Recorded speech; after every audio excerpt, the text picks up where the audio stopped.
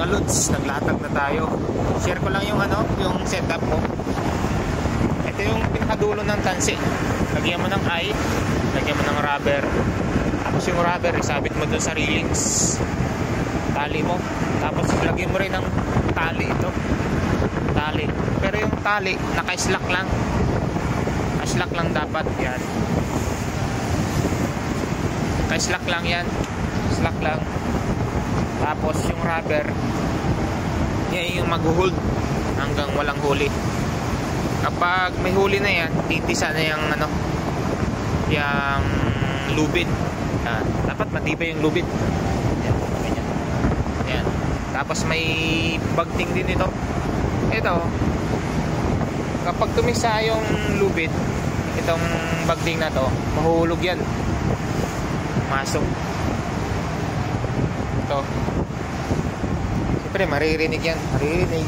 Tapos, nilalagyan ko rin ng flag yan. Flag. Yan, nilalagyan ko rin ng flag yan. Yan, para kitang-kita dun kahit nasa dig kami nagtatrabaho. Yan, may flag yan. Yan. Yung mga hinulugan, durog na eh. Dami na. So, yan lang mga idol yung idea ko sa aking paila. Yan, dugdug. Yan, slack lang dapat yung yung line na yan. Para in case na may mahuli, ma-hold niya. Sa ngayon, rubber yung nag-hold sa paila. Yan lang. Yun mga lods, dito tayo ngayon sa pabor. Same setup. Yan, yung dulo, lagyan mo ng eye. Tapos lagyan ng rubber. Yan, tali sa railings. Dito, yan. Tapos lagyan din ng lubid. Tapos itali ulit sa eye. Yan. Tapos itong bagting, yan, itali din yung dyan sa eye, itali din. Tapos lagyan mo ng kung anong gusto mong bagting, pabigat o masok o ano pa. Basta tumunog lang, mahulog. Indication na may huli na.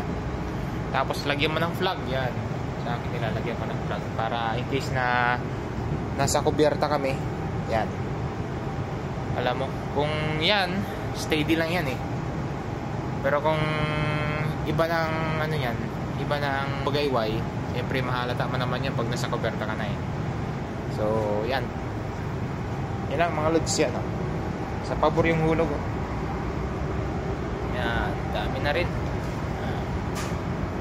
Yan, lalo pag dito, yan, malayong hulog, malakas sumatak. Yan lang.